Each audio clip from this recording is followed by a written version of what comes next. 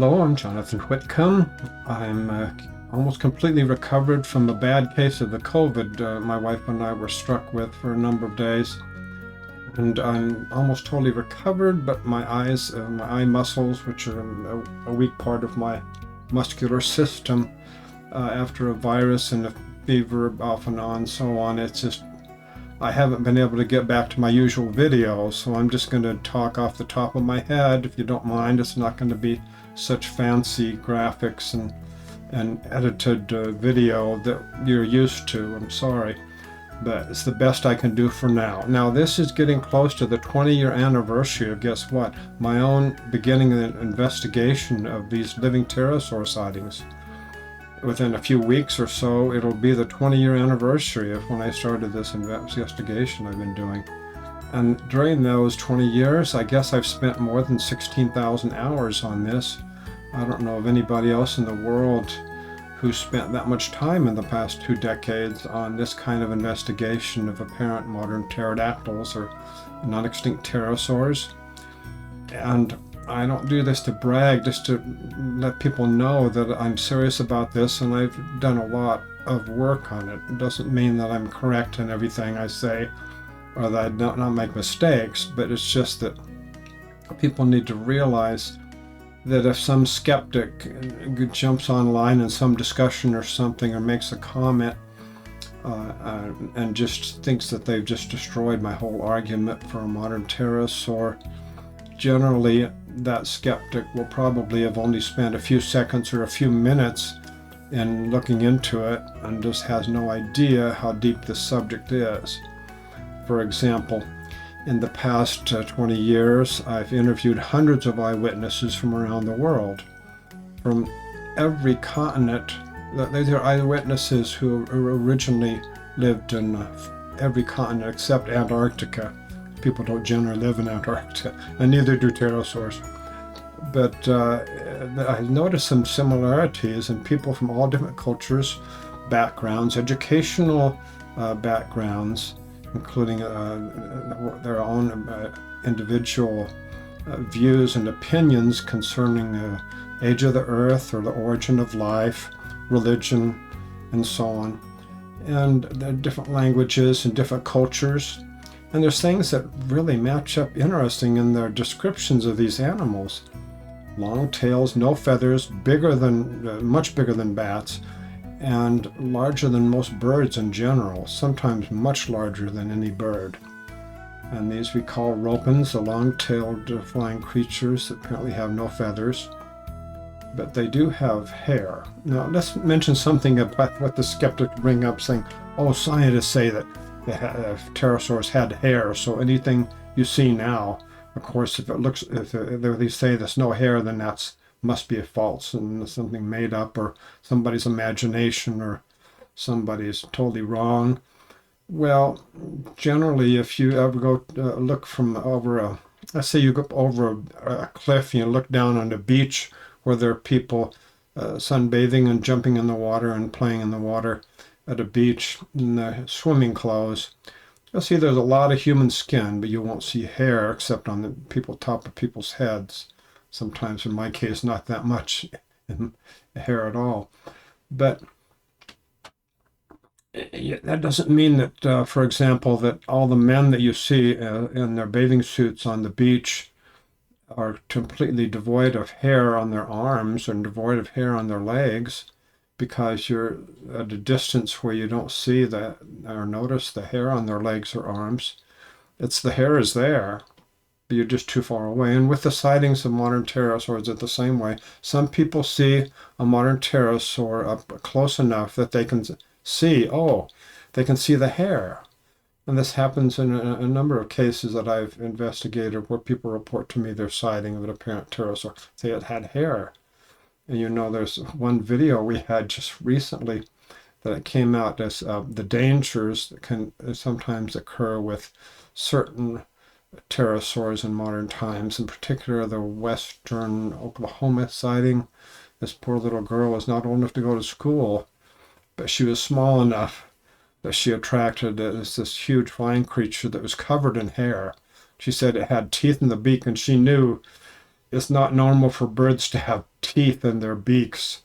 She didn't say mouth, she said beak, the size of a small Volkswagen. She was very clear. It was covered in hair. See, you cannot give much credence to these skeptics who say, "Oh, it's all nonsense because pterosaurs had hair," and these reports say that they don't have any feathers or hair and so on. Well, it's a matter of perspective how close a witness happens to be. And one scientist, for example, in Perth, Australia, 1997, I'm almost positive of that year, 1997. And he and his wife were taking a stroll on the beach. And it was evening in December of 1997. And they saw this huge flying creature approaching, but got closer and closer. And as it got closer, it flew over this sports stadium where it was lit up with the night lights. And goodness, they were shocked. It didn't have feathers, at least not in the usual sense, but the husband is a scientist. I hope they're still both living. This is a long time ago. But he retired quite a while ago in health problems, heart problems.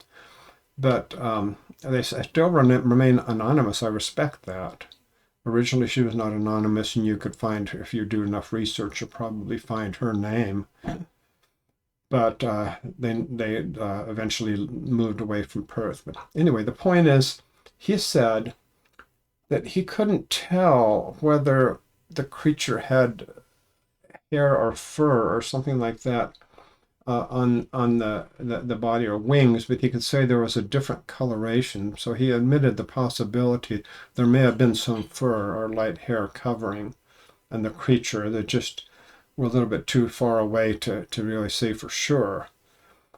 But that destroys this argument against many skeptics have that, oh, it can't be a pterosaur because pterosaurs had hair. They still have hair. And they're still alive, still flying. So that's, I hope you can be patient with me. I hope I can get a little bit more in for this video. My eyes you never know when they're just going to give out. My eye muscles will be too weak to continue. But we have a video that came out recently, earlier, a few weeks ago, about pterosaur attacks. It's important to see. You've probably seen that before. It's just a few weeks ago, and it should be in the end of July or about the beginning of August, was it? It's not long ago. That's important to see that sometimes they can be dangerous, usually not, but on occasion there can be some danger. Now the video that's coming out in a few days, I hope, it'll be finished, will be about the second expedition of the year 2004, the second rope-in expedition of Umboy Island in the year 2004. Now there's other expeditions on Umboy Island before and after the year 2004, but those two are very important, and I haven't spent enough time letting people know on the YouTube videos about that expedition. My colleagues Garth Guessman and David Wetzel had a very important expedition they led, very important details. I'll maybe just tell you a little bit now. The video will be much more interesting and more to see. But it's that they discovered that one possible source of food for the ropen is the giant clam that is found on the reefs around Umboy Island. And they found that some of these giant clams were dragged up far inland, up into the island. And the people on the islands, the island natives, they say that the ropen takes them up there. Makes sense. Why wouldn't any native drag a heavy clamshell up into the island interior? But that's what they say, and it makes sense in that on the mainland there's one village where Jacob Kapos is from, and you'll learn this in the next video. But basically, the word Seklobali comes from the phrase "he carries his bed." Now, to some natives, looking at a rope into the distance carrying a giant clamshell, it could look very much like a flying creature that's carrying its bed, because there's a shape of it. It's like a bed, giant clam. Of course, it would be kind of a small bed, but it looks kind of like a bed to a native. So they believe that's where that idea comes from. It's from the giant clam shells that the rope carries up. Now that's how it does such a thing. This is a heavy shell being carried up in the air. I don't know, and I don't know if it's carried mainly by the legs or the beak or both. I don't have no idea. However, they also discovered something fascinating that I don't know that it was properly appreciated soon after that expedition, is that not many eyewitnesses that they had good interviews with who saw the creature themselves, saw the rope and clearly, or they could see the shape of it. Not too many of those eyewitnesses they saw, but two of them were very important, Jonah Jim and Jonathan Ragu. Jonathan Ragu's with his daughter, or possibly a niece, I don't remember, a female relative. That he was on the northwest corner of Amboy Island. And it was near sunset, and they saw the rope and flying off the wingspan. Well, the length is about 12 feet, if I remember right. But he looked at all this list of 36 birds, bats, and pterosaurs, 36 silhouettes that they prepared before they went to Papua New Guinea. Wetzel and Garthman had that with them for this kind of occasion when somebody had actually got a good sighting. And Jonathan Ragu said number 13. That's the Sortus pilosus, which is a long-tailed pterosaur, rhamphorhynchoid type, the tail and the flange and endotail. And there were a few that looked a little bit like number 13. But Jonathan didn't choose those. He chose number 13. And what's really exciting about this is that not long after that, the explorers, including Jacob Kapos, David Wetzel, and Garth Gespin, they interviewed Jonah Jim, who a few weeks earlier I had interviewed, but it was brief. I couldn't spend much time on. I just had some really good eyewitness testimonies and had some great interviews with videotaping the three young men up higher up in the island interior.